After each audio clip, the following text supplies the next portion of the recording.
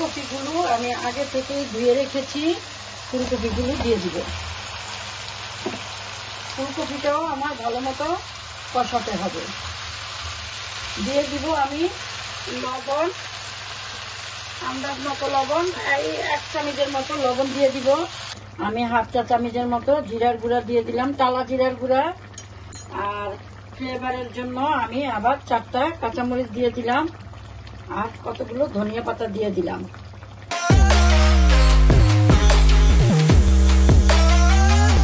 আসসালামু আলাইকুম ভিউয়ার্স, আমি আরেকটি রেসিপি নিয়ে আসলাম। এই শীতে আমি তোমাদের রান্না করে দেখাবো কই মাছ ফুলকপি দিয়ে রান্না করা।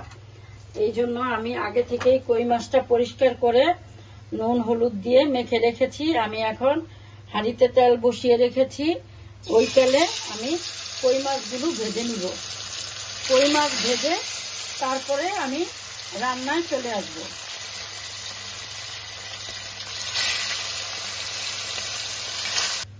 আমার মাছগুলো ভাজা হয়ে গিয়েছে, এখন আমি মাছটা রান্না করে নিব। আমার কড়াইতে তেল দেওয়াই আছে,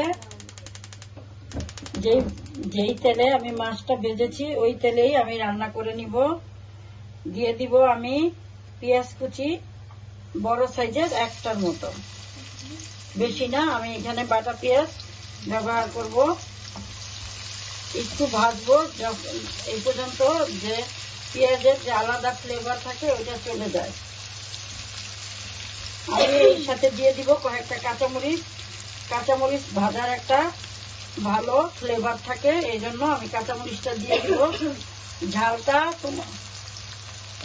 ঝালটা তোমাদের পছন্দ মতো তোমরা খাবা, আমি একটু ঝালটা বেশি খাই। হ্যাঁ, একটু অপেক্ষা করি, আমাদের পেঁয়াজটা একটু বাদামি কালার হোক এই পর্যন্ত। 20 minutes later. আমার পেঁয়াজটা এই যে বাদামি কালার হয়ে আসছে, এখন আমি দিয়ে দিব এই একটু টমেটো আর পেঁয়াজের পেস্ট।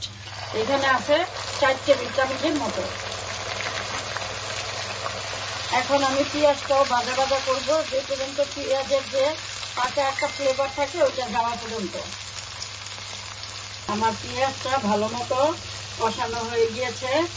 এখন আমি এখানে 1.5 চা চামচ আদা রসুনের পেস্ট, 1 চা চামচ মরিচের গুঁড়া, 1 চা চামচ ধনিয়ার গুঁড়া আর 1/2 চা চামচ হলুদের গুঁড়া দিয়ে দিলাম। দিয়ে আবারও আমি এই সবগুলো ভালো মতো কষাবো। মশলাটা একটু ধৈর্য ধরে যত কষাবে তত তরকারিটা খেতে ভালো লাগবে। আমি একটু পানি দিয়ে দিলাম, এখন আমি মশলাটা আবারও কষিয়ে নিব। ভালো মতো মশলাটা কষাতে হবে। 1 eternity later. আমার মশলাটা কষানো হয়ে গিয়েছে, এখন আমি ফুলকপিগুলো আমি আগে থেকেই ধুয়ে রেখেছি, ফুলকপিগুলো দিয়ে দিব। ফুলকপিটাও আমার ভালো মতো কষাতে হবে। দিয়ে দিব আমি লবণ, আন্দাজ মতো লবণ, এই 1 চামচের মতো লবণ দিয়ে দিব। দিয়ে আমি ফুলকপিটাও ভালো মতো কষিয়ে নিই।